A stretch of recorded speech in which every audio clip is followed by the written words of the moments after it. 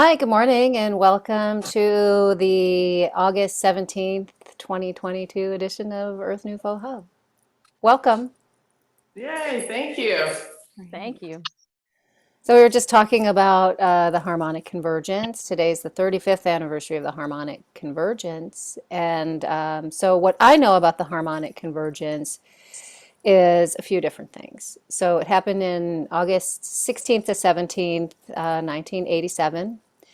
And it was a huge awakening for a lot of people. It's when the Earth kind of entered the photon band.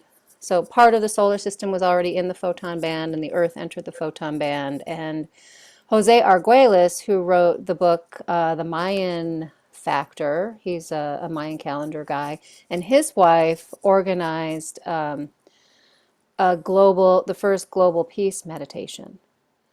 And so there were hundreds and hundreds of people meditating at different power spots for global peace. So I think that's a really kind of nice thing. Of course, now there are a lot of people meditating for peace on a regular basis. And yeah, so for me, what happened to me was that summer in 1987 was a huge awakening for me. I mean, my awakening happened very gradually over a long period of time, but I think that for me, I that summer, in fact, I think maybe like the 20th of August, I went and bought my first deck of tarot cards and started reading tarot and started really tapping into my psychic intuition. So, yeah, I know that's about all I know. But the photon belt, I was just kind of looking at some information on the harmonic convergence from one of my favorite books, The Pleiadian Agenda, by Barbara Hand-Clow. I don't know if you can see it, but there we go. A New Cosmology for the Age of Light. And what she talks about, in relation to the harmonic convergence is she talks about the photon band. And in quantum physics, right, the positron, it's composed of the electron, the positronium is composed of the electron and the positron. And what happens in that atom is when the electron and the positron collide, you get a photon. So you get light, right? So I've been just kind of thinking about, quantum physics and the way that we generate light. There's Hermenia again. There is in Joshua Tree, isn't there like a positron? I have to look There's at there's something called the Integratron it.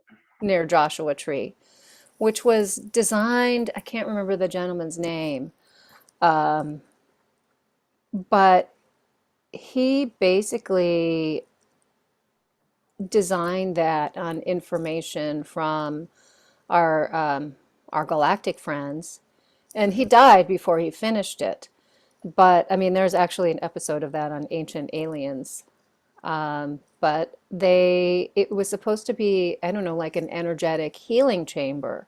Mm-hmm. And the way that it was designed, there's almost like a band of metal around, and it was supposed to kind of spin around and generate like a quantum healing field within the Integratron I've been there. itself. It's been a long time ago.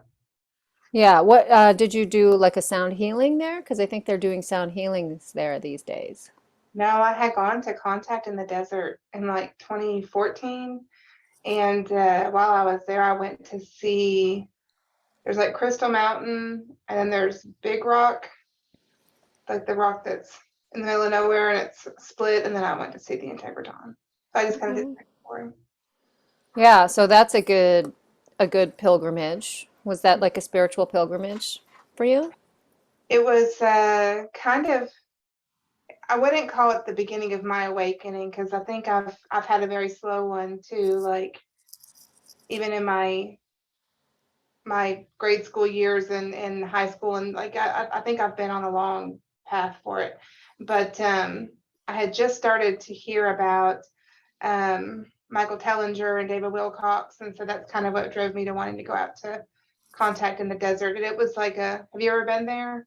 I've never been to the Integratron. I mean, I've been through Joshua Tree, but there's a lot to explore in that area that I just haven't explored yet.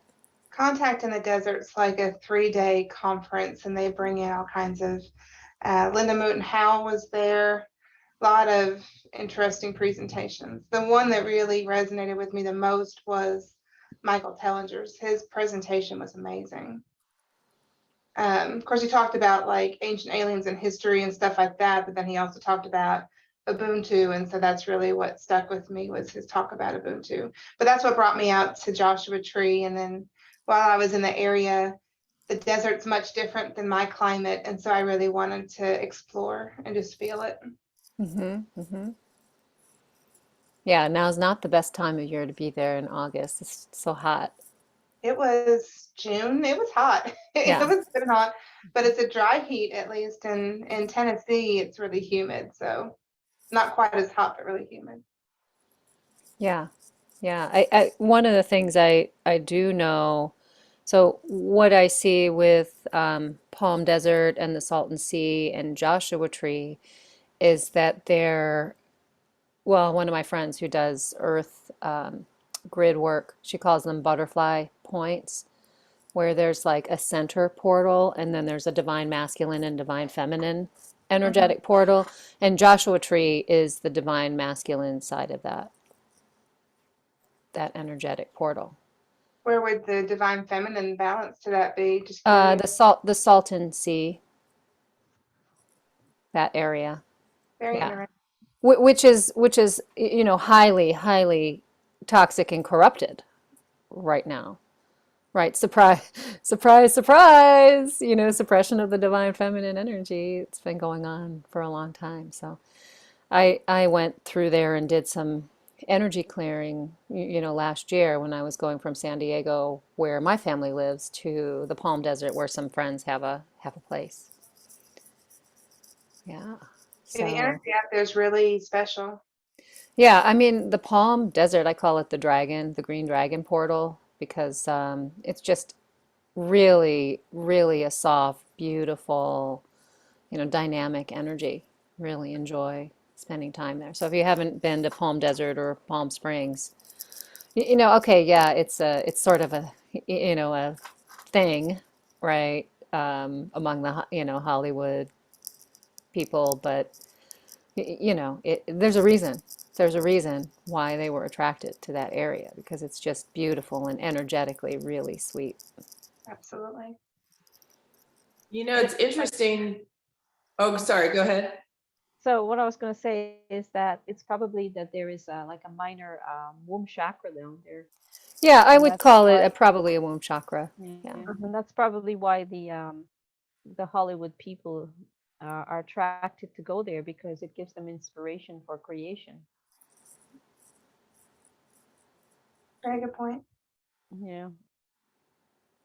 So go ahead. Sorry, Cynthia. Oh no, it's just interesting because it's the second or third time that this has come up, the Integratron, and Integratron, someone Integratron,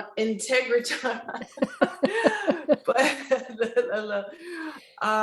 but yeah, just somebody in the Grand Canyon just started kind of going on and on about the journey, I guess, that would be from 29 Palms, and then you kind of wind on a neat road, and then you go to a town, and then there's a like an old, not a ghost town, but like an old Western town, and it's funny how it's just kind of come up a few times in the last couple months. is that If on Route 66? I think so. I think I remember him saying that, which would just be a ball. I mean, just really a fun road trip. Well, I'm hearing a lot more too about the old Route 66. Like that's come up a number of times, in the last couple of weeks also. Oh, I'm going through here and driving on like different people have been talking about it. So there must be something. Feels like, I mean, since all the highways were built, if you have ever seen the Pixar movie Cars, right? That story is Mhm. about a town on Route 66, right? That becomes sort of a ghost town because a giant interstate is built right near it. So, that used to be the way that all of the Midwesterners would drive down to, Arizona and California in the wintertime, down Route 66.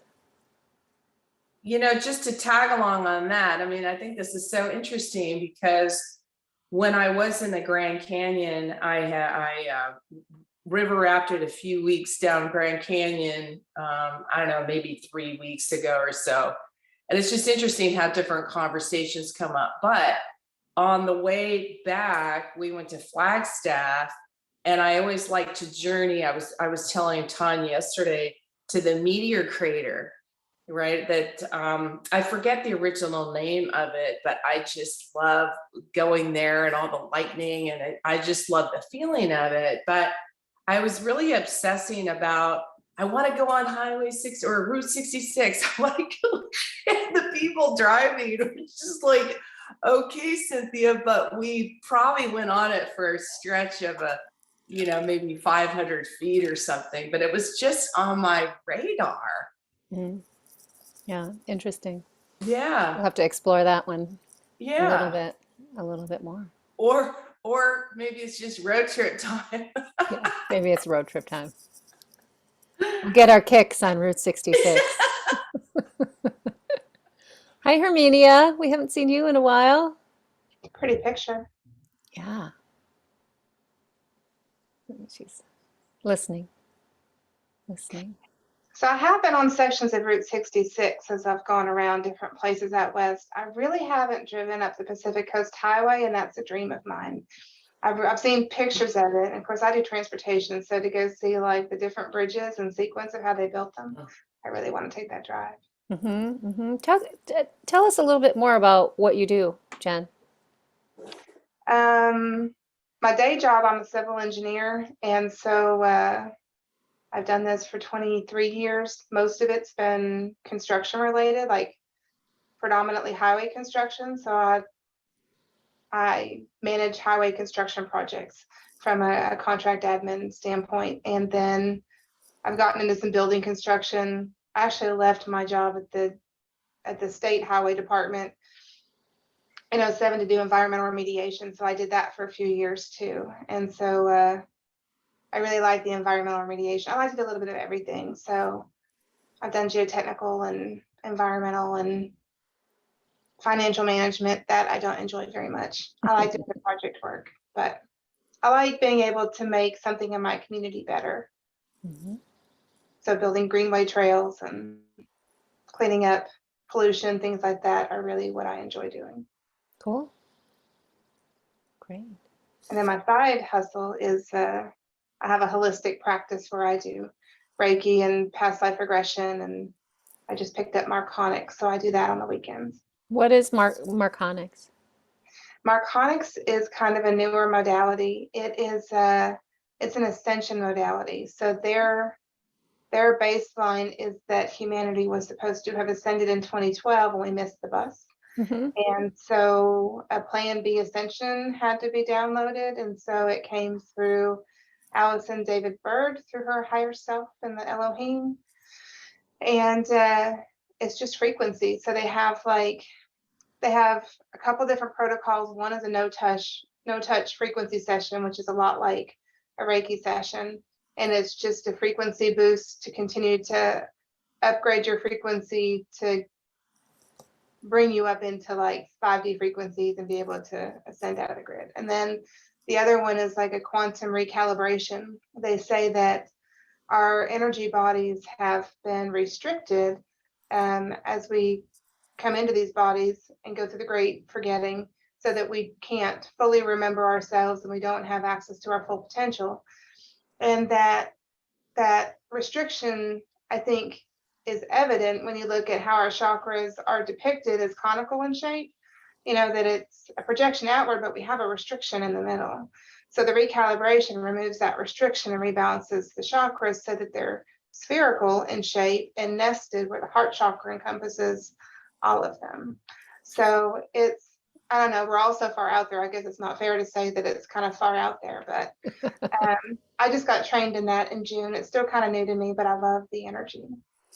I that's really interesting. Well, first of all, talking about things on the quantum level again, but I see that same thing with the chakras, right? It's like as we came in to in through the archon grid, and anyone's holding that lower frequency, well, 3D energy, I guess is the best way to put that. But I see the chakras locked in place, especially the lower chakras in that Yeah. conical form. So, that tracks with what I see also.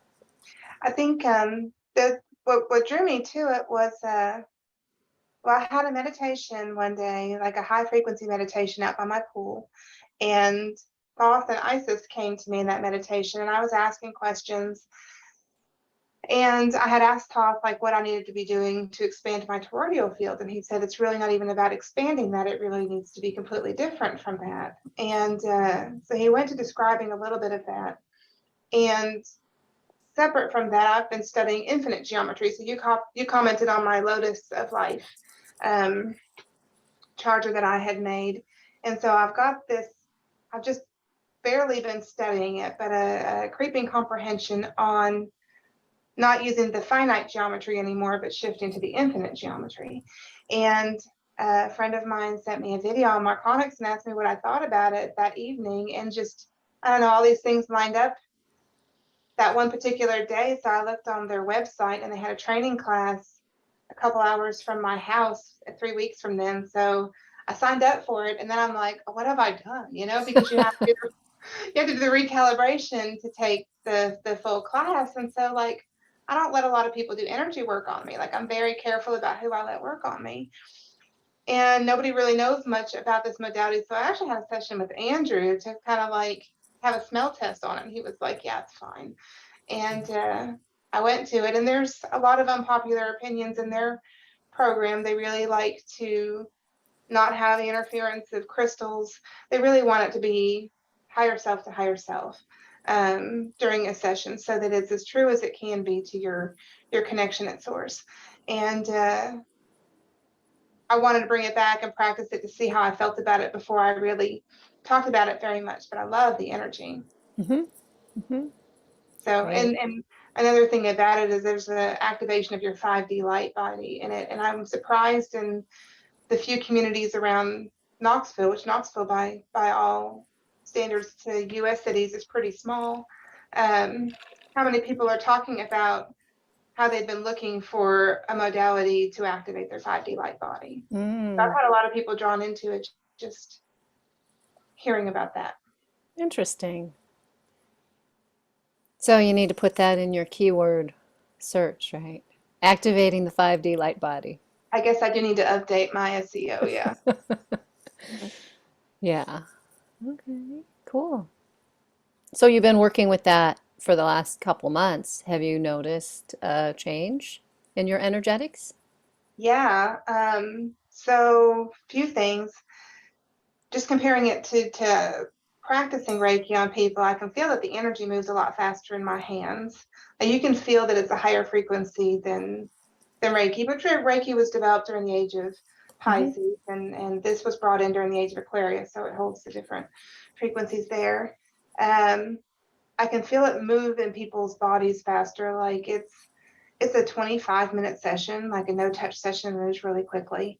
And my observation is that everybody, like if you use a pendulum to check people's chakras after a Reiki session, just to make sure everything is open and balanced, it swings as wide as that string will go, like really moving fast. Mm-hmm. And people have more visual experiences. They have more experiences during a Marconic session than they do during a Reiki session. Normally during a Reiki session, I'm more the receiver of information. And a Marconics has been interesting because they're more the receiver of information, but we see almost the same thing, which I think right now telepathy's coming in so strong anyway. I think that there's multiple things going on that lead to that. And they say once you've been recalibrated, not really to have other modalities performed on you because your energy body has changed and it's not the same. Also, they want you using the highest frequency practice anyway, so that you want to be on the highest path to frequency ascension, and anything that you do that's less than that just brings your potential down a little bit. Mm-hmm. But I have a Reiki practitioner that I see here that I have a lot of trust in. She was my Reiki teacher, and I recalibrated her. She was one of the people that wanted it as soon as I came back. And I had my first Reiki session with her afterward, because I don't just do what everybody tells me to do. And she said that my energy body had completely changed. I can tell my energy is a lot like a brighter white blue than it. My color has changed. But she even said that my body didn't want like the Asui symbols, and as she was intuitively led how to work on me, she could trace my 5D light body the way she described it, and the hand placements that she was led to do are almost exactly what you do for the no touch protocol. So I didn't exactly believe that, like, I never believed for a second that Carolyn wouldn't know what to do with me, which is what they said, like a Reiki practitioner won't know what to do with your energy body. I knew Carolyn would know what to do, but I was surprised at how different her perception of things was than what it was before I got recalibrated. So that's validating, and I felt a little bit bad for not being a believer at first Mm-hmm. in that. So Interesting. all very interesting. Yeah, it's interesting because I've been finding, with the Reiki that it is supporting lower frequency energy, right? Mm-hmm. Helping people who are in that state still, move through, to a higher energetic frequency. But my Reiki lineage doesn't use the traditional Yusui symbols. Like 4 out of the 5 symbols have been changed, and then 2 have been added to support the higher frequency energy. So, but Are I you doing? notice, mhm. Well, I just did a training class for the Sekhem Sikkim Reiki, and so there's like a modification of that. I think that came in the 80s, Mhm. and I didn't know if that's the version that you were talking about. Our lineage, it doesn't have anything to do with this Sikkim. It's just like a traditional, like modern lineage. Yeah, that came down through Iris Ishikura, who was Mrs. Takata's personal assistant and secretary. She basically saw all the corruption, of the teachers charging, exorbitant amounts for the attunements, and said, this should be for everyone. So she dropped the prices and made it more accessible for people. The SSR Reiki, I'm not sure exactly why I took that class. I think I took it to give the information to somebody else because I don't know how much I'll use that. I loved it. I loved the symbols. A lot of them are adaptations of the Asui symbols. That's why I wondered if that's what you were talking about. But they are more of, it was an Egyptian Reiki class. And the symbols are more potent than the Asui, but very different. Mm-hmm. Mm-hmm. Some are adaptations and some are very different. Sure. Cool. But I love all the tools that we have because everybody needs something a little different. Right. We're all in a different, energetic space, right? Mm-hmm. With our life and with our practices, and it's okay to ask for help, right? Yeah. It's okay to work with our community and ask for help when we need it, right? To ask for healing when we need it. And Mm-hmm. whether that's from the higher realms or a skilled practitioner. Yeah. So asking for help, let me throw something out at you guys and see if you can help me answer the question here. So of late, I've been feeling on my fingers, specifically my right hand, more so than my left hand. Um, I get this sensation. Um, I don't even know how to describe it. Um, Coming at the tip of my fingers. And yesterday evening, when I went for my walk, I could feel it um, as I was walking. I had my arms down. I felt the same sensation coming through the tip of my fingers, and I could feel like both of my hands were having the sensation, but more so it was strongly on my right hand, and it's always been very strongly coming through my right hand. Um, but it started out. A month or so ago, or 2 months ago, I can't even remember, where I was feeling it in my pinky finger. Um, but now I'm feeling it all of my fingers, and I didn't know if that was what you guys are talking about, the Reiki sensation that you would feel, if it's some kind of energy um, that I'm beginning to tune into through my fingers. Is this something that you guys can help me to answer the question to?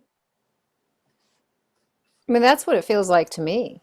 It feels like your energetic flow is heightening, right? Where you're having the ability Mm-hmm. to, send more energy out of your hands, right? And the ends of the fingers are all their own little special chakra points, right? They're Uh-huh. energetic chakra points. And in the center of the palm, one of the things I notice is when I was first attuned to Reiki, and when I first attune people to Reiki, I'll see like a like a channel here that opens up in the palm when they first start using it.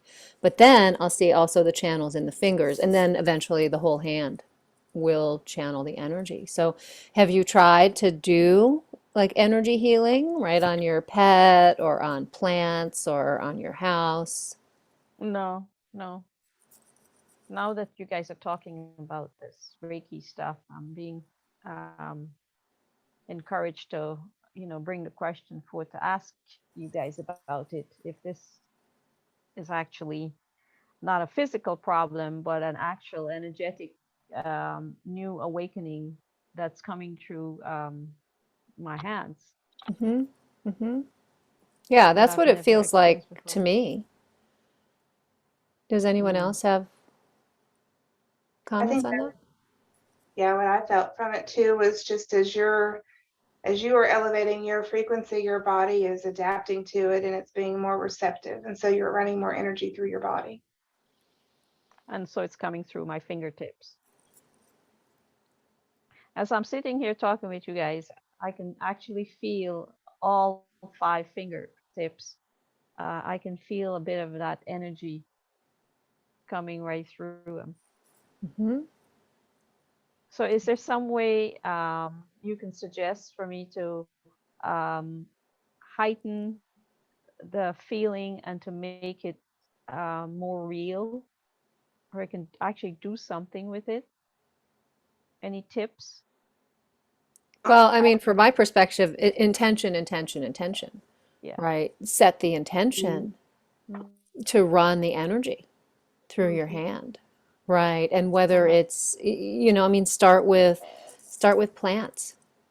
Start with the plants in your yard and in your house Mm-hmm. and the trees in your neighborhood. Or if you see something that looks like it needs an energy boost, but set the intention that the energy flows through you, Mm-hmm. right? That you're not using your own energy. So, how would you go about um, using it? I mean, applying your hand to an object or a plant or something. that, what would you do? Well, How I would mean, in Reiki, Yeah. what we do is we just, Reiki on, Yeah. right? And then hold our hands and just let the energy flow, right? Because we're healing practitioners, but we're not doing the healing, right? We're just allowing the energy to be directed and activated, from universal life force energy, from that chi, Mm-hmm. right? And that just flows down, or through your energetic channel through your hands. Mm-hmm. So, I mean, my suggestion is just set the intention that that energy will flow to activate the healing powers of whatever you're working on. Okay. And, Yeah. and plants are always really receptive. So my suggestion is Yeah. start with plants, right? And Mm-hmm. and then see how it feels, right? And then work on, ask your pet I if your don't have a pet, pet. oh, you don't have a I'm not. dog, Lana? Oh, I think you need a dog. I'm not a dog person or a cat Uh, person. Do I grew up with them, but no. Um, so am I supposed to feel an energy returning from the plant? Say I work on a plant or something like that. Would I feel some energy coming off, bouncing off of it? you could, but it wouldn't be necessary, right? You So might it's feel validation, uh-huh. right? That the energy is being received, Mm-hmm. right? Because you always want to ask for permission, right? Okay. Before you work on any being, right? Uh-huh. Free will world and all. Although lots of people don't ask for permission, but yeah, that's one of the things that we're, as a healing practitioner, Mm-hmm. I'm always Yes. really clear that I need permission before working on anyone or anything. But you can ask with your mind. Mm-hmm. We're So the all, like Jen said, activating our telepathic abilities. Mhm. So in other words, the flow of energy is going out from you or me, whoever is doing the work, and it goes out to the being that you're working on. So it's not a coming back towards you where you feel something, but it's just sending out that energy. Is that right?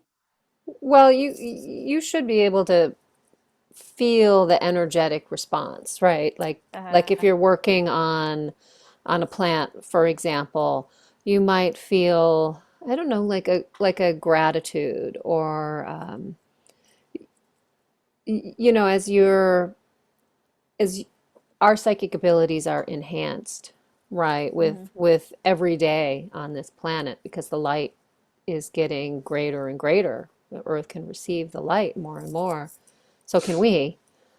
Mm-hmm. So I don't know, for me, that energetic sensitivity, when I first started I've always been really energetically sensitive, so I could always feel like when people were sick or when they were angry or like when to walk away and when to come in, when to get closer, Mhm. right? So I think that depends on your own psychic sensitivity and how activated that is, right?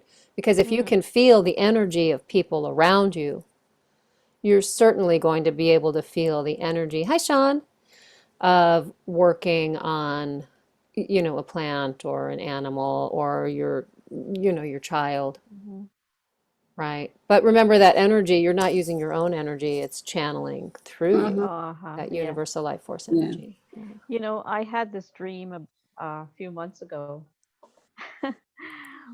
I don't know if any one of you saw the miniseries Wheel of Time. Yes, I did see Okay, that. so you know how they use their hands to like push the energy away, like keep the forces back. So I had this dream that I don't know what was going on. It's like I had felt like something was coming. I couldn't see anything, right? But I had a feeling that something negative was coming towards me or whomever was with me. I didn't know if there was others with me. Um, I can only I perceived that I was there, and all of a sudden, in an instant, in a moment, I used my both of my hands just like they did in the Wheel of Time, and I held the and I said to myself, I'm going to do this, and I'm going to hold the forces back, and I did that with both of my hands, all my fingers wide open, my palms out, and I held them all, whatever it was that was projecting towards us, I held it back. And when I was done, I was so proud of myself that I actually could do this. And it felt so natural because I didn't think about it. I just did it in the dream. It's like it's something that is within me already that I didn't, in my waking state here, I didn't know I had. So I think maybe that's probably what is probably coming through my fingers now, my hand. Mm-hmm. And that dream was just the initial phase to clue me in, maybe to be aware that this is possible for me now. You've activated your healing magic, Lana. Yay! Awesome. But Tanya, sorry I couldn't answer before when you salute me because I had a bank office calling. Any case, it's interesting that you're talking about that because I remember somebody said that we all has healing power. The only thing that if we are sleeping, the power is sleeping, then we cannot, manifest it. And I think it's true for myself because I used like maybe long times ago. But the first time I was exposed to energy healing was a guy that was teaching about universal healing, using the universal energy for healing. At that time for me was very fascinating because I never heard about that. I was not really practicing anything, and I went through the classes, and it was very interesting. In the last day I saw experience, I was seeing the light in people, in the trees, in this it was in New York. And I was seeing so much bright and so much light. Everything was like a more alive. And it was like this joy and happiness inside that I didn't experience before. And after I had done a few different, minority, the healing, like hand healings. And I did, last year, I did the sacred technique because I want to help my uncle that is developing Parkinson.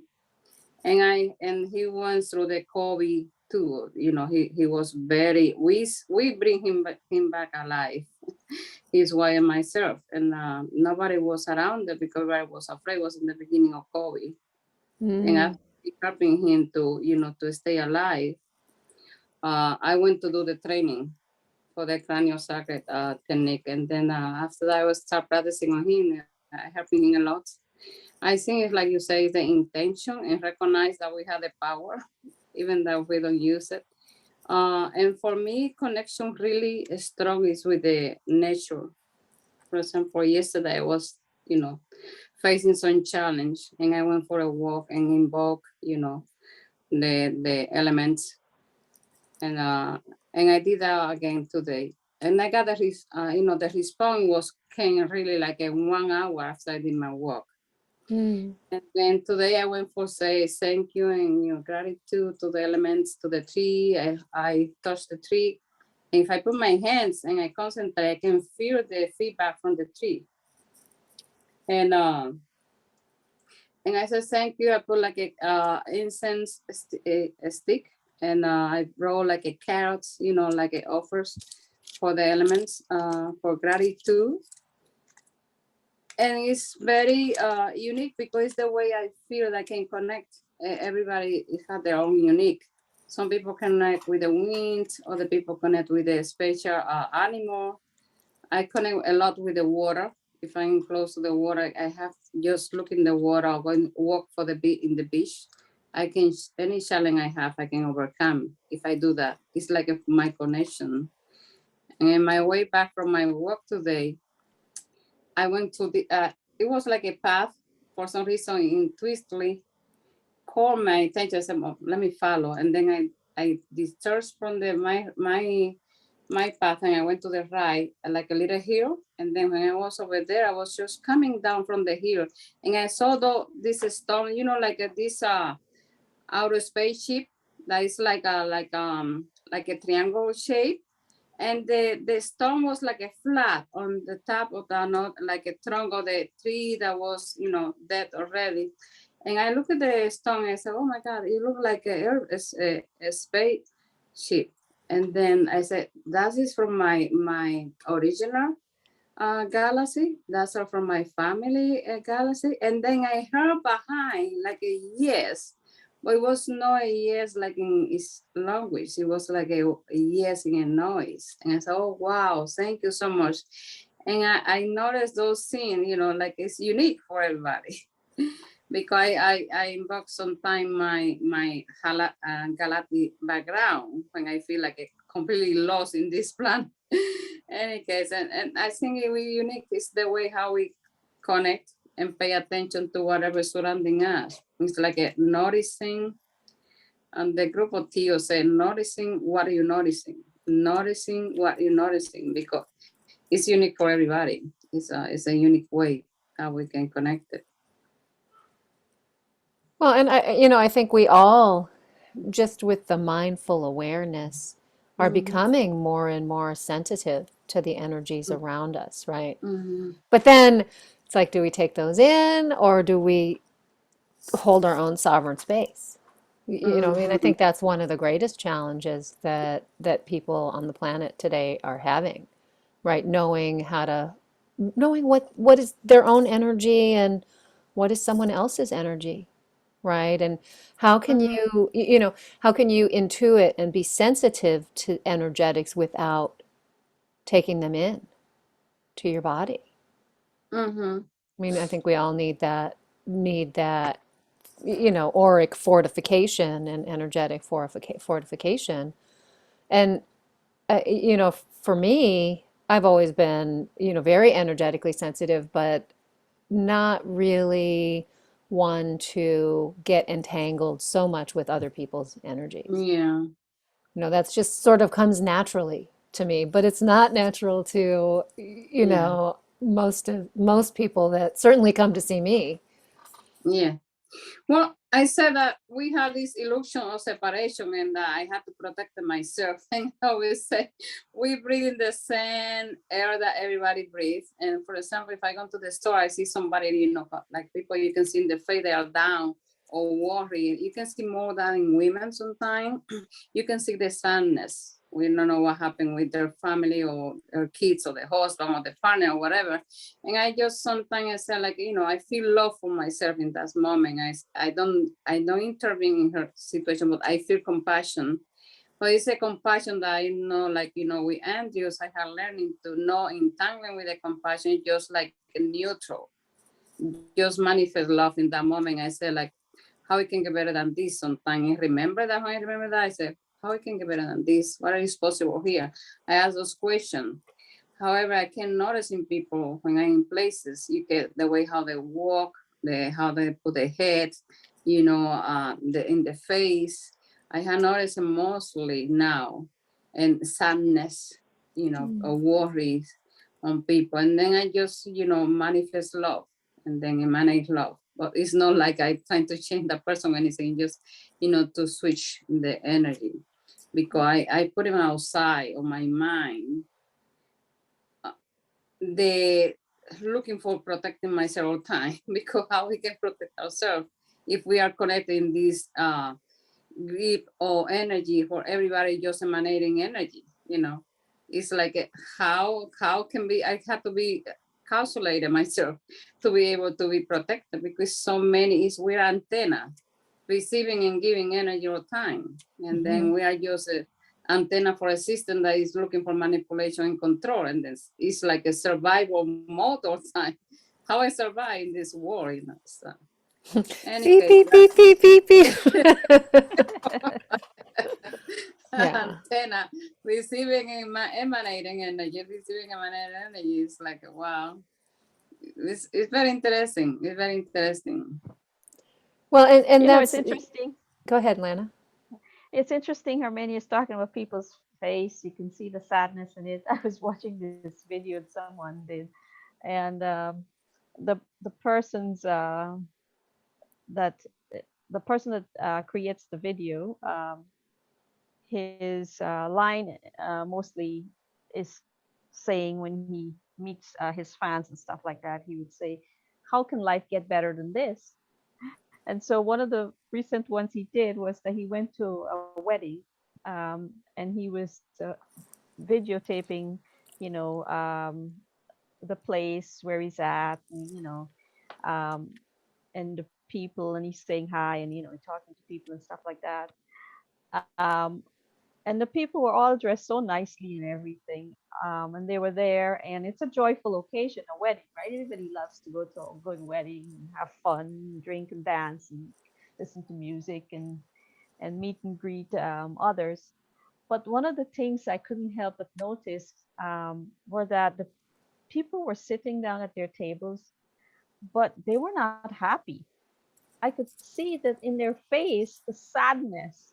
And I'm like, what's wrong with all you people? You're supposed to be joyful and happy and energetic and really enjoy the moment. This is a time for celebration, you know? And I'm seeing all this sadness in their face, even though they're there, this place where, you know, it's the most joy you can have, you know? It's not a funeral, it's a wedding. And yeah, people are just not happy, Mm-mm. you know? Yeah, I think it's because they're changing in the planet that we don't know what's going on. It's so much distraction, and people are becoming, you know, the way how the system, especially with the technology, you know, how people are so many bombarding every day instantly, so much information, and most of the information are like, you know, destructive information. And then, you know, people are in this survival pattern, like automatic pilot. And then it just like it's worry, sadness, you know, this emptiness that people doesn't know what to believe anymore. Because in everywhere direction you see, you see someone a distortion. And then I think we are sensing all this situation, but we cannot understand what's happening. You know, and it's so much competition in family, fighting one another, you know. It's always competition, like the best and the best and the best. It's like a message that we receive all the time. And it's like it's a survival mode for humanity. It's that's helping me to feel a lot of compassion on myself first, because I was the one that was looking always to helping other and forgetting about myself. And I now feeling more compassion about myself and understanding that we are in this, and everybody's, you know, in some way suffering, and, you know, looking the way how to get better, because it's a planetary situation. It's not just one bubble. There's so many bubble reality, right? And everybody, many people doesn't have the opportunity that we have right now to contact with people like you, or to receive a message of hope. The one I receive every day, just like something bad happening and something going to happen, you know. And it's very challenged, very challenged. I mean, that's the challenge of the sacred neutral too. I mean, and the beauty of it, right? Where we can see what's going on and have love and compassion and, you know, send that love and compassion out, but not have to do that person's work for them, right? Can't do anybody else's work but your own. Although we've all tried. I'm sure. you And I know, think, and that's, and I think we still do at times until you catch yourself. Like, oh, nope, nope, Mm-hmm. you're interfering. Don't interfere. Exactly. beep, Because if beep, beep, back up, back up. well, you know, because that's the program that we have received. Oh, the thing we are leader. You have to helping other. You got do to other what you want to do to yourself, but we don't do anything to ourselves, just to others. It's the program that we have to save everybody except ourselves. Yeah, that's the program. Well, I think it used to be allowed where you can help others before, right? I think that was the case, but of recent years, it has switched to where you've got to help yourself now if you want to get out of the galactic extension machine and the programs. So we have to focus now on ourselves. And I think our awareness now, I've martyred myself a lot over the course of my lifetime, and it's really only been the last couple of years that I realized I can't save anybody else. I can emanate love, but I can't have so much empathy for others that I take it on for them. So you elevate yourself and you keep yourself in the right place and you emanate love and you have compassion for people, but you can't save anybody. Right. It's like so much practicing restraint now, just like to help others. It's like you're practicing, just let them learn for themselves. They got this. They'll be fine. They'll pick themselves back up. And it's practicing that, and that's the hard part. Just not getting involved. Do not entangle. Yeah. Yeah, and then I don't know if any of you guys read Carlos Castaneda books, but Yes. like I have, yeah. I love his like variation of pretty much sacred neutral, but like the place of no pity or ruthlessness. And I kind of like the charge they have behind them. Yeah. Because like sacred, like being sacred neutral is just so, you know, safe, right? But like saying you're ruthless or saying you've entered the place of no pity, it's like, who, you know, if you can enter those places that sound so rough as sacred neutral, it's kind of neat. Yeah. Like, Rip that Band-Aid right off. Yeah, you know, it's just you having no pity, because then you don't get pulled into everybody's stuff. You're being ruthless, but you're not really being ruthless. You're just kind of being there with no charge whatsoever, just going with it.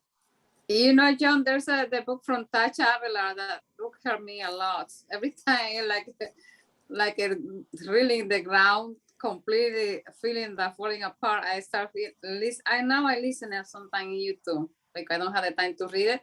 But there's like one in one of the chapters where she was talking about the spirit, you know, the Holy Spirit, about because she was received the Catholic religion, and she said you have to remember that you have to understand that the universe is neutral. It's in some way how they say it's not the same word, but that's what I understood. It's not the spirit. It's not the Holy Spirit for anybody, for nobody. It just completely a cold view that you don't receive of warm or cold. Is completely you receive like a face that looking you completely coldness that when you receive nothing, it's like you receive what you're looking for, right? Because the universe doesn't care about also. No. And it gets complicated because it's like the universe is like neutrally, naturally violent, but not violent. Like it's ready to come take our consciousness at every time. It just wants to keep gathering our consciousness. And like if we don't share it with it, then it'll like take it by other means. like you know, so we got to constantly just express ourselves, express our consciousness, share our consciousness with the prime creator, or else he's just going to take it. He's just going to smash your eggshell and get the ooey gooey consciousness inside. But if we can keep that, you know, exchange constantly going, he's satisfied. Oh, right. Like, where's the love, right? There's the love. Yeah, it's like, it's just the love it's just weird because the love is just in the naturalness of it all. It's just like its own ecosystem where everything has its place and purpose. Yes. And it just gets more, it can kind of be frightening when you get into those aspects of things. Yes. But it's just, we are in a world of predators. Mm-hmm. And Right. can we survive? And can we thrive still? Exactly. It's like, because like, I don't know, like I've always wanted to be like either a pioneer or like part of the wild, wild west. And like, here we are in Earth. Yeah, and she said, remember that every time you trying to ask you for forgiveness and feeling, those emotional, that remorse and, guiltiness, all that stuff, because the universe doesn't care about what you're feeling. So Sean, you mentioned the Wild West, and I'm thinking about when Andrew was asked the question, well, what would the 18th universe look like? And he said like the Wild West. So, Damn straight, and a pioneer. Like, I've always wanted to be a pioneer, and I've kind of based my life on it. Like, just to be on the event horizon, just to see new things as they unfold, and just trying to master that. And it's complicated because you don't always know what you're getting into. Mm-hmm. You learn everything by trial and error. Kind of like what Tanya was saying about trying to figure out boundaries. Well, you don't know until you fall off the fence to one side or the other, and then you pick yourself back up, and now you have a reference point of understanding to. It's like we all have to go through the same things. We all have to learn the exact same lessons in different ways. They present themselves differently, but they're the same core lessons. Mm-hmm. We just got to go through it. so would you say love would be an extreme? Just another emotion. Mm-hmm. I think No, like every emotion's an extreme, But depending in like different strengths of it, I suppose. Well, think about it. If what you're saying that the universe is neutral, and it's like when you look at it, it's like cold neutral, right? Mm-hmm. And then the all the religions are saying that God is love, right? So if it's if God is neutral, or the Great Spirit is neutral, and the Great Spirit is love at the same time, if you go too crazy with love, then that would be going off your rockers, right? Yes. Yeah, and like I'd almost say like I don't even think it's neutral. I think it's just more natural. Like it's just constantly expressing so many things in so many different ways. Mm-hmm. But it's just a natural flow of things. It's an ebb and flow of continual cycles. Yeah, but remember too that the religion, the love that the religion presents is conditional love, right? You have to love supposedly your neighbor as yourself mostly, or love God before any sin. But what God we're loving was, and and if you go to the past, it was like a God has fable community of fable and needs like a Jewish or whatever, and Buddhism. So when it came Christianity, it was like looking one facing another one against another one, because my God sent me to save. It was like a competition that my God is the one that is the real one, and then the love is conditional. If people used to do something that was not accepted by the community, it was banned from the community or killed. And that's what kind of love is that? It's a conditional love. That's shitty love. That's just fake love. We've all did it. Well, and we've been taught it, right? That's how what we've been taught that love is. Mm-hmm. Yeah, just Right. to get a gain out of it. Kind of like what's like, even if it's subconscious, but it's like, well, what's in it for me if I do this? Like we had, like a lot of us were been taught just, kind of like what's our personal gain? Because we're all taught to do things for a personal gain. And it's hard to shake that pattern. Yeah. It's inside our bones from generation to generation, the DNA information. Yeah, just stored in our robot bones. So can I kind of hijack this with a little Carlos Castaneda? Go for Yeah. it. 'Cause I don't know where we've been, but I've just been wanting to talk about this because there's just such fascinating ideas. But I don't know, if you read the Art of Dreaming, and this Yeah. is I think it's one of the last books, but he kind of goes into the inorganic beings realms. Mm-hmm. And it's the inorganic beings are just trying to constantly entice him and lure him and just to voice his intent to say, I want to live here. And then like once you live there, you kind of be part of the inorganic beings realms. And like they entertain these concepts, which are really cool. And I'd like to hear your guys' opinions Wait, on them. back up here, Sean. You said, Yep. repeat what you said. He is saying about beings wanting to come, inorganic beings wanting to come into what realm? Well, Into it's his realm? like the inorganic beings. So Yeah. because then it comes into like we are moving consciousness. Mm-hmm. Right. But then there's what's the word? Not stuck consciousness, but we're mobile consciousness, and then there's immobile consciousness. Stagnant.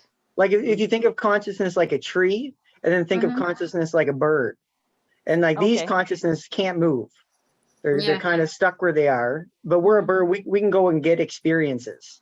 Mm-hmm. But this one, this kind of consciousness, since it can't move, it has to bring consciousness to it.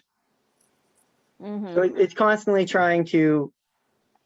Anytime a new consciousness is created, it just wants it. It's like, ooh, I want that. Like that's nice because it can't get it for itself. Mm-hmm. So it has to get it from types of consciousness that are free roaming and moving. It's like a Mobile. fungus that Yeah. has to be attached to the tree to live. It could be whatever. Like I'm trying to entertain this in two ways.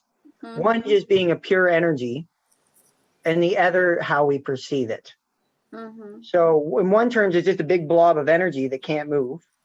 And we're another blob of energy. And it's like, come here, come on, live in me.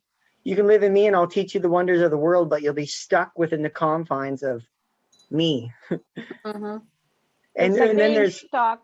It's like being stuck in a rock for millions of years. and then I got to thinking, it's like, well, are we not just stuck in an inorganic being right now?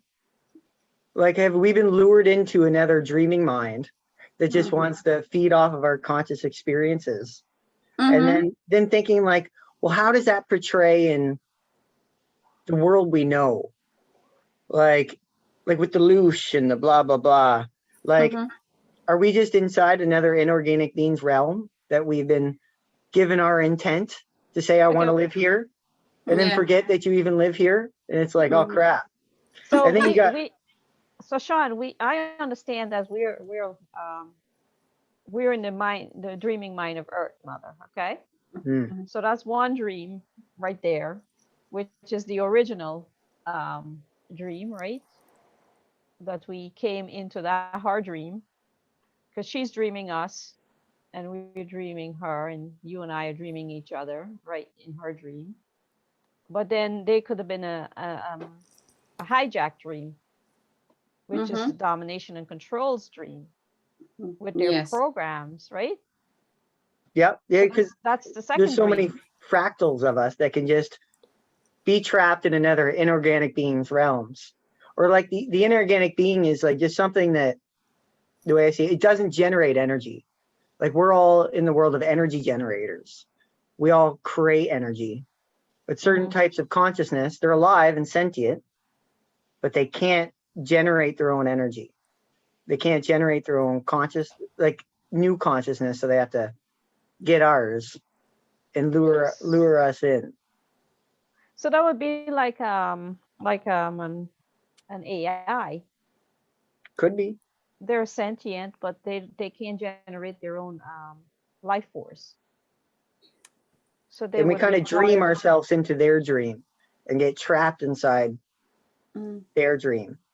And then it's like our ancestors go into the dream to kind of like pull us out of the dream and wake us up because we've forgotten through like race amnesia or dream amnesia, whatever you want to call it, that we're in another dream.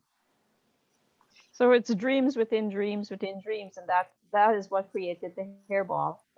That's a big hairball. but it's neat thinking of it in terms of energy at the same time. And just Well- like another cool line from at least Carlos's books, it's just like any greater energy can make any other energy do whatever it wants. And it's just like, wow, that's powerful responsibility. Just Well, like, just a little bit more and you can make anything do anything. You think about how AI interfaces with us through like our phones and our technology. And I mean, I've heard it so extreme too, that there's like, metal and nanobots and stuff like that in our food and water and stuff like that, and how they get ingested, and that's what speaks to the AI. I don't know. That's nothing is too far-fetched, but that just doesn't feel quite there for me, but whatever. But you think about how our technology can interface with us and what they can experience through us. Think about like just the pictures that we take and the videos that we capture with our phones that are important parts of our experience. They digest that as part of It's like dreaming. Like them being an inorganic, or at least a fixed consciousness. Like they can't roam around, so they have to bring our dreaming into it. They pretty much need to use our dreaming energy to dream things, because they can't roam around like us. Like we're consciousness explorers. We can go anywhere we want if we voice our intent to go there. They live vicariously through us. Yeah, But and the like But I the love reason the the reason they do that is because they don't want to come inside and get trapped like we are, no? Because they want to experience what we experience, but they don't want to come inside in the game. They want to us to go and give it to them. No, it's not the way that we can be look at it, because we are in the game inside, and they want to experience what we experience. In the and I case think of the AI, parts of us are inside. in the case of the AI, Harmonia, some of them are being developed right here. So it's not like, they can take off. They're a set program that in a fixed space and time. And so it's like it could manifest itself in infinite different ways, but just how we single out AIs or certain technologies, it's just the way we can voice it and look at it and use our tongues to talk about it. But it could be in so many different types of fashions. I keep thinking about, as you're talking, my experience with the scary virus that has The black gooey one? been on Earth. So my husband and I both got sick over Easter, and my experience was that there was a sentient being that had entered my body, and I was able to communicate with it and understand that that being just wanted to have an experience on Earth. And so I said, okay, well, it's going to be a much better experience if, you don't lay too heavily in my lungs, and, we'll have some fun, and you can see through my eyes, and I can, experience you, and you can experience me. And then when it was like, I knew when that sentience came into my body, and I knew when it left, and I knew that there was gratitude there. well, you're so lucky From that you myself experienced it. Good and co-creation. that being. Yeah, yeah. But that's what Andrew said that they are, right? They're from, they were locked out of time, and so they came back to be here and to Waiting work in out their line, karma. waiting in Yeah. line to have the So you're experience. just one of the lucky ones who actually felt and realized and recognized that being and had a conversation with it. So that's awesome, Tanya. Yeah, it was an interesting experience, and I've talked to more awake and aware people who have Yeah. received a similar and different experiences. It's just like each cellular molecule that attaches to you as the virus, right, is just as unique as you or me, which I thought was really interesting. Then we are just like a food for a system. Oh, that's so interesting. Yeah. That's interesting. Well, you know, I can remember when the COVID hit very hardly. And the first week I was sleeping and my ankle started developing. And I felt in my head about 2 o'clock at night in the morning. I heard something that said in my head, I'm the virus. And I jumped from the bed and I hold my straw and I went to the bathroom trying to spit it out. Now that Lana mentioned that, I remember that Andrew said that the virus has its own consciousness. It's kind of interesting. Well, it's multiple beings, right? It's multiple beings. And he had said that some of them are good and some of them are not so nice. You know, like every other human being, you know. So, like viruses, does it count as being like part on the graduating timeline if something's incarnated in a virus, or do they got to be human? Well, I think Yeah. that it's part of, if you were living here on Earth at some point in time, then you have a right to be part of the graduation. And they needed to Yeah. find a way how to get back in order to wrap up their bit of karma and to find resolution with the karma and everything. Because remember, they were locked out of time. Well, It's and just my beautiful. seeing that like image of all these souls, you know, all of these beings waiting in line, waiting in line, waiting in line to come in, right? Well, there's no human DNA available, but do you get the soul family codes and the DNA when you incarnate into a human body, right? When you bind to the DNA code of your host, you know, as a virus, does that give you the soul codes? I reckon, I because reckon too. anything Yeah. you eat becomes part of you as like your ancestors. Like again, like the blue road and the red road ancestors. Like when you eat it, its essence becomes part of you, and it starts having your experiences. So it's like that whole lineup. It's like all those people like incarnating, or all those beings incarnating in the viruses, and then joining us. It's pretty cool when you think about it. Yeah. Yeah.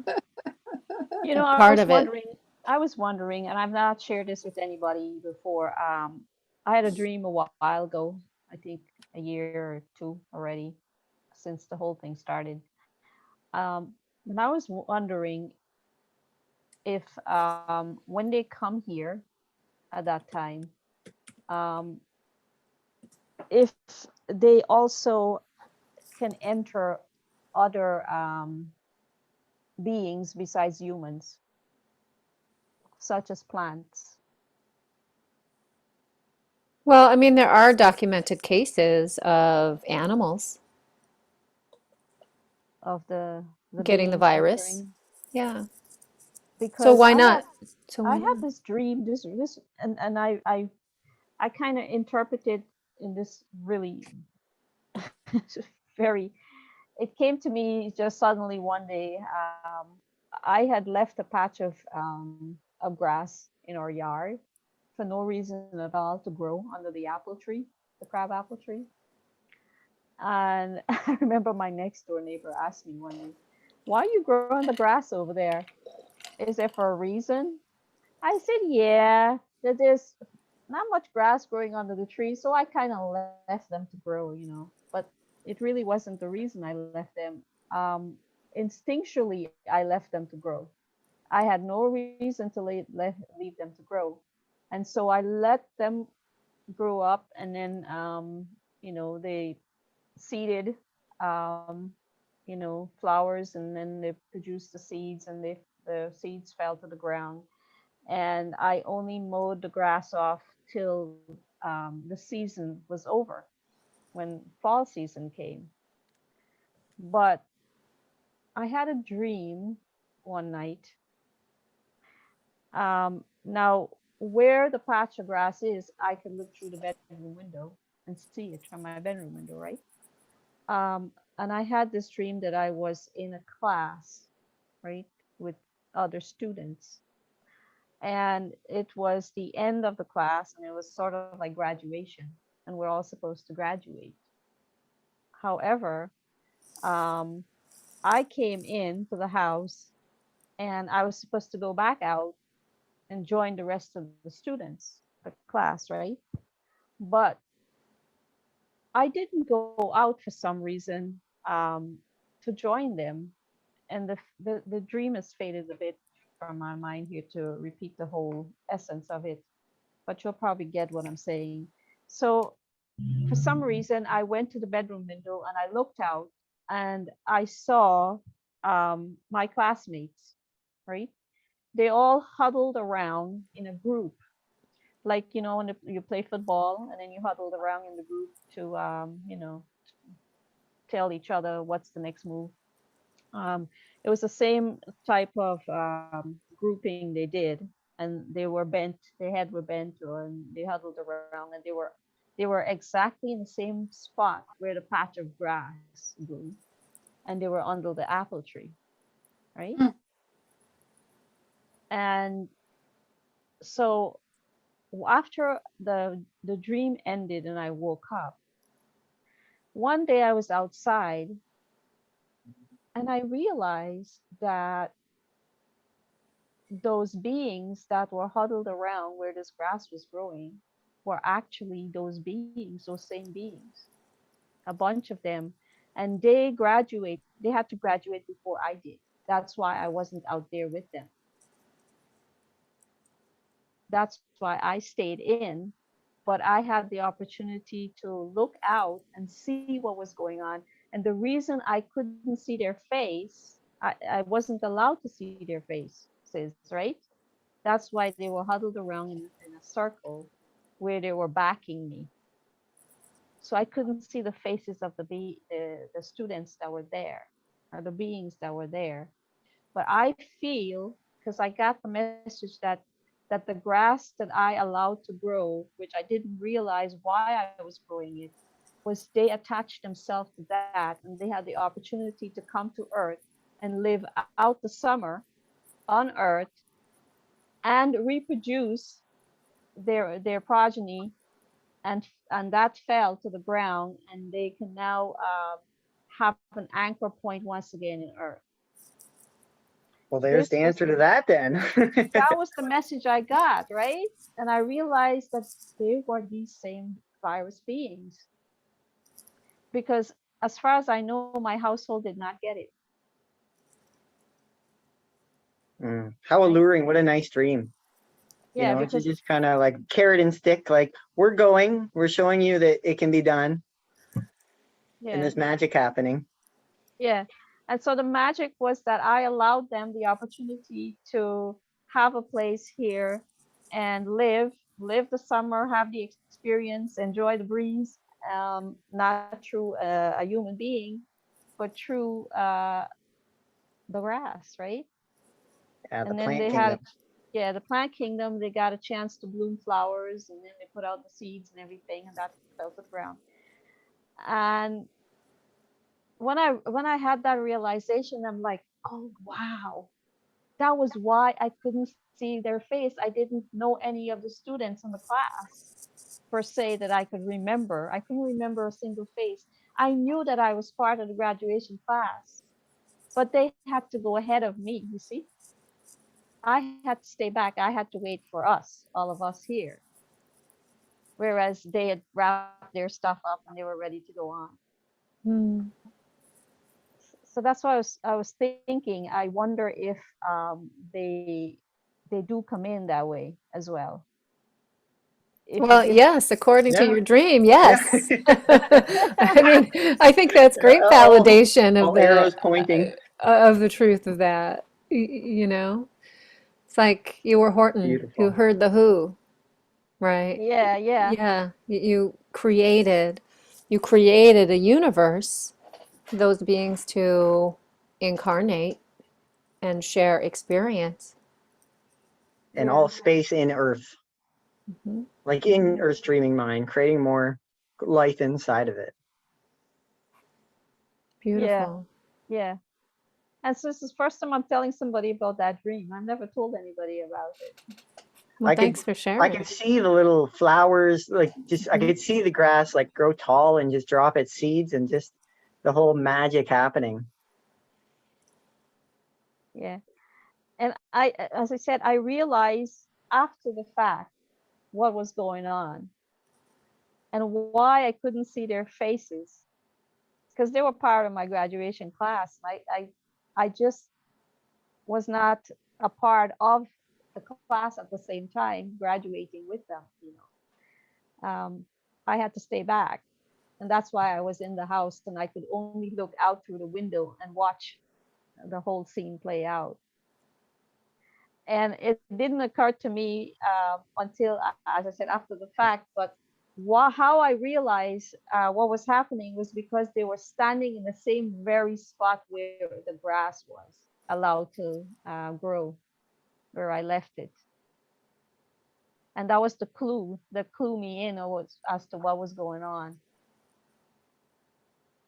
Yeah, so remembering, right? Remembering and then working with, I don't know. So did you write that dream down? Did you I journal did. it out? Yeah, yeah. Yeah.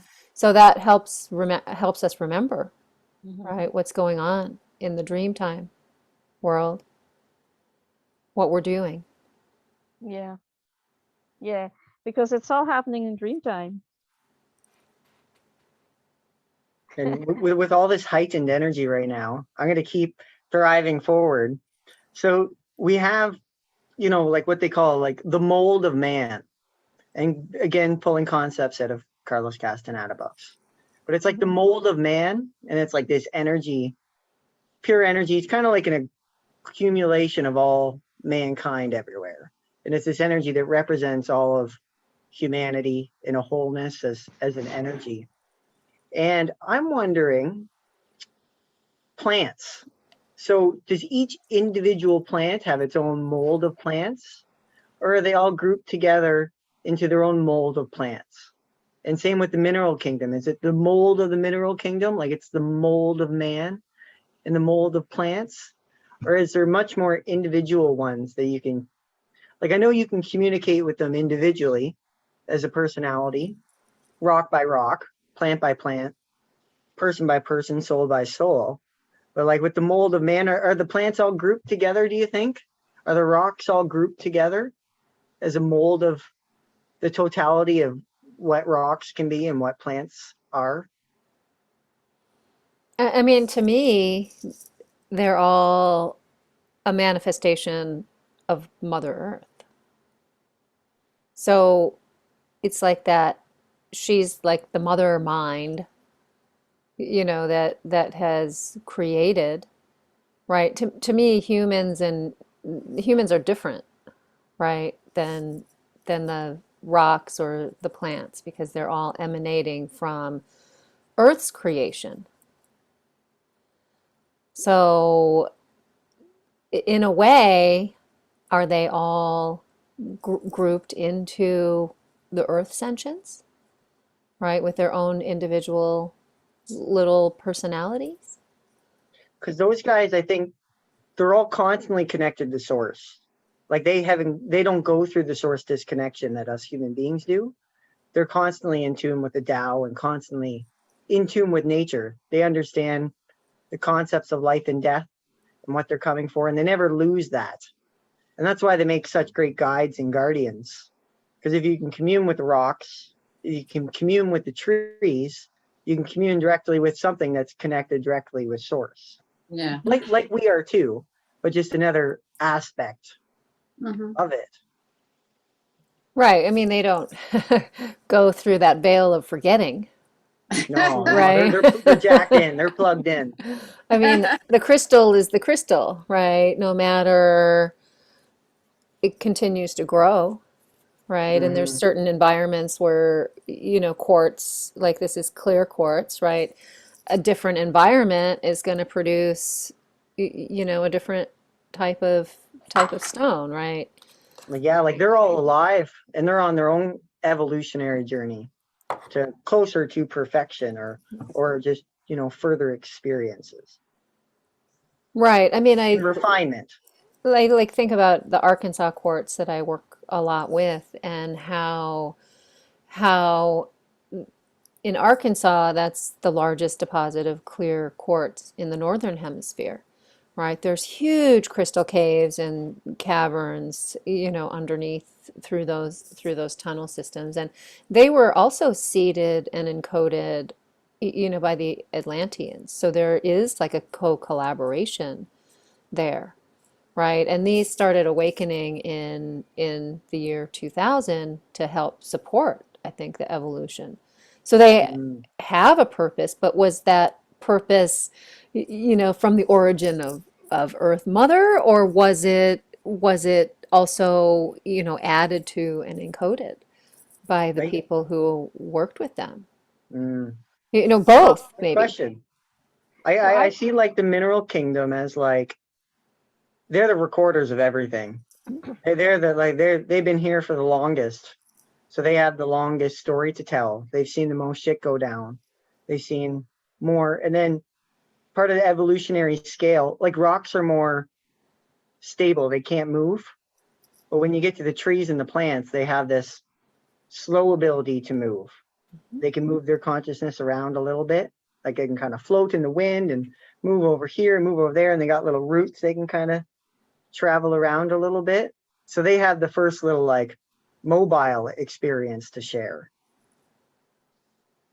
Well, and just the idea of, the sap, like running up a giant redwood tree, right? That's kinetic movement within the being itself. Yeah, it's got its own venous system. Like it's got its own fluid system now, Hmm. circulatory system. Right. Where the chlorophyll gets activated by the sunlight, by the photons in the sun, and then feeds that vein system all the way down to the roots. But it can take in other energies too, and other nutrients, right? Like if you put a bunch of topsoil on the roots of the tree, it's going to absorb nutrients from that soil. Mhm. Yeah, so I wonder what would be the slightly different lessons between the rocks and the trees.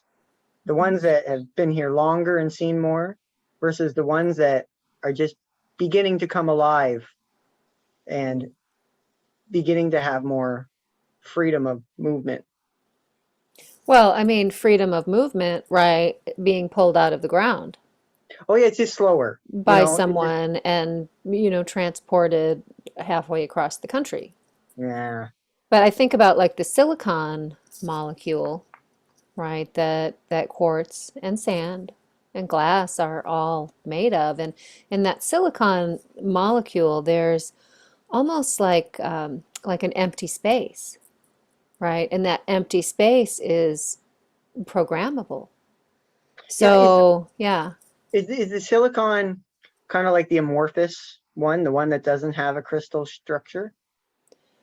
Um, I don't know what you mean by the amorphous one, but as Like far as like, petrified tree.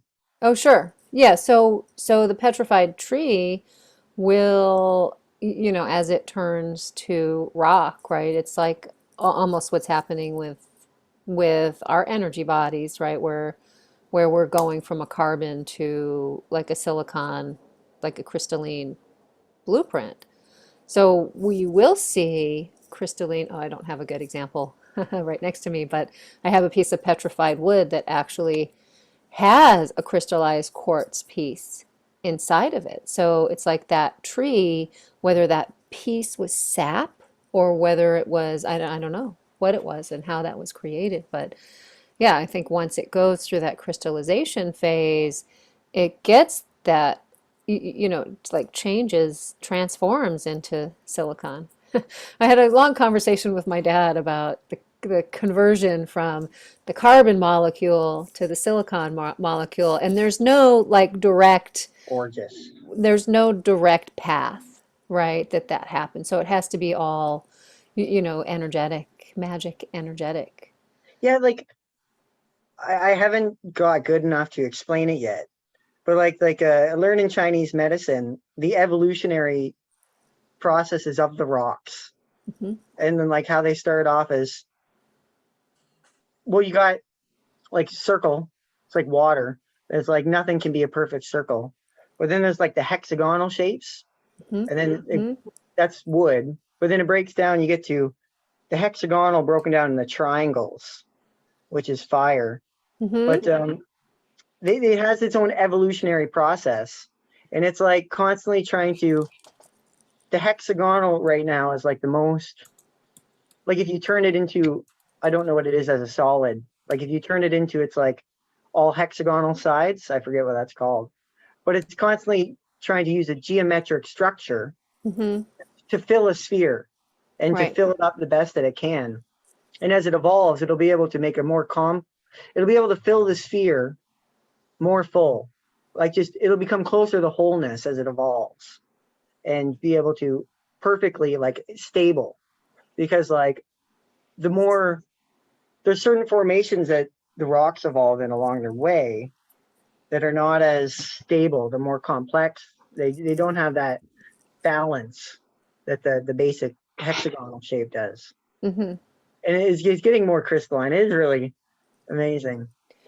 It's interesting. There's I saw a video.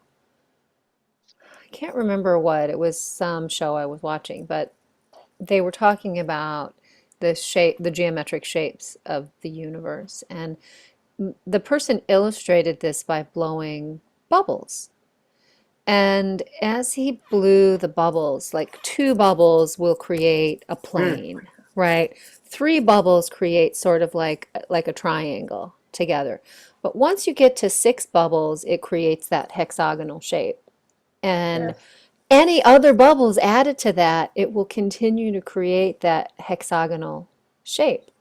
Right. Just And the like photonic wax. solids. Yeah, just like wax in a beehive. Yeah, it's like, yeah, constantly trying to make the most energy efficient shape possible. Exactly. Exactly. And that hexagonal shape is apparently, very energetically efficient. Because that's the basis. Yeah, because that's the beginning. So we see like the full sphere is water, but then the next one is the hexagonal shape, and that's wood. So that's like the beginning of an experience. And then you break that down. So like quartz is silicate. So it's that hexagonal breaking down into six triangles. But it's fire because it's very polarity. It's like strong polarity. It creates very strong charge because when it's broken into those triangles, they can each grind against each other. Like whenever they move or there's pressure on it, it creates a really strong charge. So that's on, like the stone is on its journey from wholeness to go into charge and polarity, its own source disconnection back into wholeness. And like, so like wholeness, hexagon a little bit further, breaking apart quartz. So quartz is kind of like on that right halfway midpoint between the journey of source disconnection. So I guess rocks do have their own little source disconnection, I guess. Never really. They probably stay connected though. Well, Well, I would look out in my mind like a fraction of the whole thing, because the rock they have dense energy, is denser than the other one that are experience elements. And it's like they are part of the whole thing, and they are like a fraction of the manifestation of the mineral kingdom that has to do with rock, right? Well, it's the same things that separate in different size and shape, but it's part of the whole thing that is integrated in the I could say myself, the formula or the geometric formula that create rock, that allow us to see rock manifest in this 3-dimension reality. Because this is part of the whole, then just level of consciousness and level of energy, then they're a part of the whole thing, just in different shape, form, and sizes. That's the way I'll see it in my head. yeah, it's amazing because the rock's evolving and all these minerals, like you're saying, like our bone marrow is full of minerals. It's full of its own crystal matrices. So Mhm. as the stones evolve and get more complicated and closer to wholeness, so will our bodies, because our marrow will be able to take on those new forms of matrices. And as we know, those matrices imprint on our blood. So it's constantly that marrow matrix that's creating our new experiences and driving forward our new John, experiences. we need to get Laura Massey in here to talk to us about that, because I noticed that she recently said that she was a rock for 2 million years. Oh, Who is perfect. Lana? Who do you say, Lana? Laura Massey. Oh, Laura. Okay. That's a good Yeah. experience. You have a lot of wisdom over 2 million of Yeah, rock gazing. maybe she's got some past life memories you can share. Mm-hmm. Yeah. Yeah. That's Imagine being interesting. Yeah, she's always a treat. That's why they say the more I know, the less I know. Yes, You know, you just keep asking questions. absolutely. Beautiful. Totally. Between the knowledge and wisdom and just the knowingness. Uh-huh. But it's cool. It's cool because then, like, if we don't overwhelm ourselves, if we don't push too far past the unknown into the unknowable, we can bring more consciousness into this 3D reality and create with it. Because if we can talk about it or express it, doesn't have to be words. But if we can express it, we own it, whatever it is, and we bring it into this density, and then we can play with it, whatever it is, that new concept and idea that we've now owned. Well, and that's just, what Andrew has done with the advanced heart meditation, right? Where there's an awareness, right? When you're doing this advanced heart meditation, and I'm curious, Amy, who's not here today, was talking about, doing it every Yeah. day, right? I don't know how her journey has manifested over the last couple weeks, but I've been doing that visualization on a regular basis, and allowing, right, again, setting the intention and allowing that, sparkly, photonic, crystalline light to, come into the pericardium and the heart and the blood, right, and the bone marrow. It's almost as if the light allows, a cleaning, right, a cleaning and a clearing, but also a new type of crystallization. Yeah, as you're talking about it, I can see energetically, right, the way that it's working in my body and anyone else who's setting the intention to do that, energetic healing and clearing work within the human body. Yeah. So that So, when our body gets crystallized, what would it look like? Because crystal in itself is like hard and solid and not flexible in the sense of the way we understand flexibility. Would our body become more rigid and like a tree? well, maybe it just has the ability to hold more light. So yeah, you I think it'll be different in stages too, as like the pure energy, which is far off, and who even wants to be pure energy anyways? But like little by I little, know, 'cause how boring, right? how boring, This is where the fun is. This is where the party is, Earth. Yeah, exactly. So like little bit, like it'll be the marrow matrices that I see turning crystalline first, because that'll just imprint our experiences from then on out with that signature of crystalline ability. And so if our marrow can take in more light, then it can imprint our body with more light, and then we can have those new light-based experiences as part of our frequency of experience or beingness. Well, and the molecular structure, right, and the matrix structures of the crystalline bone marrow, right, it doesn't mean it's not going to be flexible, right? Because the molecular structure is just that, a molecular structure, right? So it's, like a nano particulate that informs the entire structure or reflects through the entire structure, right? Through the bone marrow and then through the blood, right? And I was listening to, do you guys know Sandra Walter?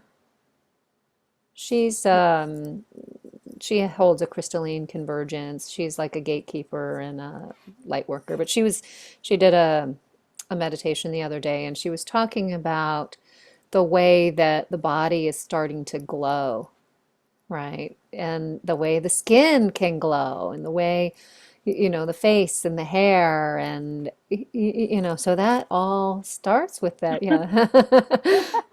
Yeah, so that all starts, you know, in the bone marrow and the blood, but also the intention and the allowance of letting that like penetrate into our physical form. I've Because been if we, yep, you doing go, my Anna. Marconic sessions. I Jen. can see the body glow. Beautiful. Hmm. Yeah, because if we can see our biophotons, that each cell is connecting to every other cell. Each biophoton, the light's constantly communicating. So whatever light we end up generating, if we can see it traveling from cell to cell through all the highways, and just whatever we generate will eventually and instantaneously, because that's how we see light working really fast, go everywhere throughout our whole system. So even if we don't get hard and rigid or turn into nothingness, we have that as the foundation and basis of our experience, because that's the light that's flowing through us, is that imprint of that crystalline experience. So it'll be like more like liquid light. Yeah? It'll be like liquid light. Yeah. Like a Yeah, jelly. flow clear. Yeah, and Again? once we turn into liquid light, then we're going to be able to walk across the river like Buddha or across the Sea of Galilee like Yeah. Yeshua. Doesn't You sound know, so bad. from here to Paris for dinner. That's right. Come in full circle, right back again. Mhm. This Damn is how we straight. started out. Because I don't want to like ascend. I just want to be able to be over there Yeah. and be here Come over here. at the same time. Multitask at the same time. But because we're doing that now, but we are not aware of. We don't have the control. There is a switch that is controlled for somebody else that we don't remember what we do. But, Yeah, and then once you get there, are you going to be able to get back?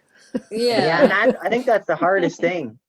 Well, like just because it's like, you know, we're all heroes being here because we chose to, you know, do something very hard and complicated and learn it. So once we go, we got to have that heroic gene that we've grown to come back in and come still experience source disconnection on and off. But Well, more I think that when we get out of the galactic ascension machine, I don't think we will. There'll be any more class for source disconnection here on Earth. Maybe another world it will be on, but not on Earth, because Earth's going to go back to gravitating towards what she always wanted to be, a 7th-dimensional galactic sea planet. Right, but So- you're always going to, if you're being born as a human, right, you're always going to go through the forgetting of the birth canal and start from you know, point zero. I don't think that used to happen before, Tanya. I think that when you're born as a human, before all the shenanigans started to happen, we were able to come in and remember our past lives. And we Maybe it could was come in. easier to remember, but I don't know. Because I think it was from a certain point that they put in place the amnesia part. When you were born through the birth canal, you know, they manipulated something that caused that to happen. It wasn't always like that. Yeah, like Yes. cyclical epochs of light. So as we like become further away from the source light, it's that constant source disconnection where just, you know, whatever grow, like, you know, it's like the whole culture can grow source disconnected over time until it comes back and more into light. It can kind of get its ideas and thoughts back. So like whoever and whatever next school comes along during next epoch of super source disconnection light, then they get to experience it all over again and learn all those cool things. But we're in our own new bubble of reality. We're in our own new playground. We get to take all our skills and ideas that we. What if there is never in the future a source disconnection? Well, then someone's going to miss This was out. the only. Well, we are the ones who will be the teacher to share that experience that we had. Right. Yeah, but we teach, but they got to do it for themselves, or they'll never learn. We can, you know, you rear them, you prep them, you say you're going to experience this, you're going to see this, you're going to see that, and then they go in and they're going to be like, "What the fuck? They didn't teach me any of this." That's like the meme Jen posted yesterday where the lady is holding two rainbows in her hand, and one was, "Wow, oh my God, this is so cool," and the other one was, "What the actual fuck?" Funny. Because if we don't experience, we cannot understand them, right? We have to experience to be able to understand it. But wouldn't they get the experience through our DNA because we've experienced it, so they don't have to go through that experience? But I think they've experienced it if they're already part of it. Like if they experience it through our DNA, they're already shared part of the whole of what's already going on. And some of them do it through unentangled observer technology. Yeah, like I think there's going to be a whole. It's pretty fucking cool. It's a this giant smorgasbord of things going on. But we are the actual ones who are in the mud, right? That got the real harsh experience of source disconnect. And those who are viewing it through unentangled observer technology or through lineage DNA, they are in certain degrees of separation, having the same experience. But for them, the experience is not as harsh, but they're understanding the source disconnect. But we are the ones that are actually living here for so many millions of years, is the real experiencers of the source disconnect. So that's what I'm saying. I don't believe that source disconnect is going to be part of our universe in the future. I'm not so sure about that. Sean, you're muted, Sean. Oh yeah, not ours, because like we learned all these lessons. Now we get to create in this universe and this galaxy. So we'll be able to do what we want. But who's to say there's not going to be another Earth process somewhere that might not be on another mother? Because there's no way she's the only mother out there. Someone's going to like, some half-baked idea is going to get cooked and people are going to be like, "Ooh, we've never tried that before."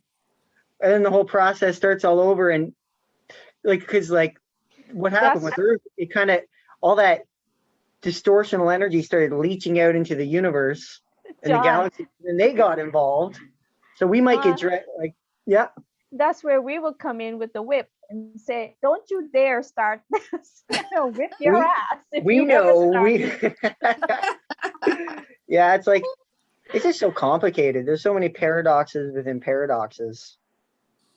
But we can't forget or unlearn what we learned. But I think that's the experience that will be available for you. If you want to learn source disconnect, you'll have to go to the 18th universe to have the experience there, because that's where all the source disconnection and all the hardship will be going on in the Wild West situation. So this universe is going to be totally different. This universe is probably going to have an upgrade where that's not going to be a part of it anymore. Yeah, no, well, I don't think it'll be a part of us. Like we'll have the lessons, but then, you know, maybe a million years later, we'll want to cook something up again. And that's what I'm saying. That's where we will come in, because we've lived it, right? We're the living beings of the experience. We will come in and say, "No, you can't do that." We will be like the ascended masters, you know, the old grandmother and grandfather type that would say, no, that's not. And then they're going to be like, "No, you can't tell us what to do. And then the whole cycle shit. What? Definitely, I want to be very aware that I don't want to get trapped again. I said, well, if you want to do it, go it yourself. Don't get involved. No, Well, I'm gonna take my million years. that's when all the prime creators from all the galaxy will come in and say, what do you want to do? We're gonna export you to the 18th universe. Mhm, mhm. But it's And neat to there you think like go. if anyone dreams something up, like in like all our creational processes, you got to create pure blackness, like pure nothingness to do it. So if any wild idea gets cooked, it's going to be off in the blackness somewhere far, far, far away from everything else before it becomes close. Then we'll have to have another fortification done More to that pyramids. space, you know. 12, 13, 15 layers of fortification put on that space. Their bubble of reality. You want to experience it, have it here. But it's not going to come back into the bigger part of the universe, you know. Not this bubble of reality. Well, Unless this there's bubble of another reality right mistake of a here. prime time creator. This bubble of reality is about to come to a close. It's 11 o'clock. That's right. Mm. Yeah. Any Good stuff, guys. parting gifts? Any parting words?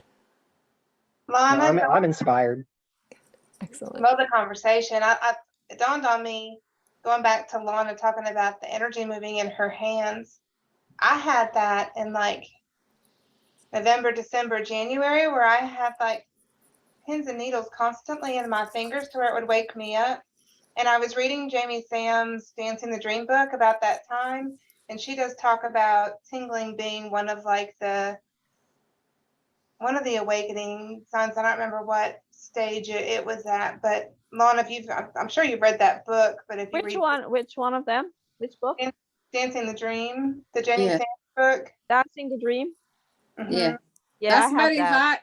high recommend by Andrews. I was looking some pages this morning because I couldn't sleep about 5 o'clock. And it's interesting. She passed away on the 20th. I couldn't believe it. She looks so much alive and joyful human. And it's kind of feel sad about it. She passed away. And then shake my head and say, wait a minute, her past is whatever she wants to do. And I was starting feeling, sad about it. That I find out that she passed on the 20th. On the 20th of July? No, 20th of the 2020. Sorry, 2020. Oh, 2020. Yeah, 2020. yeah, I Yeah, saw 2 something. years.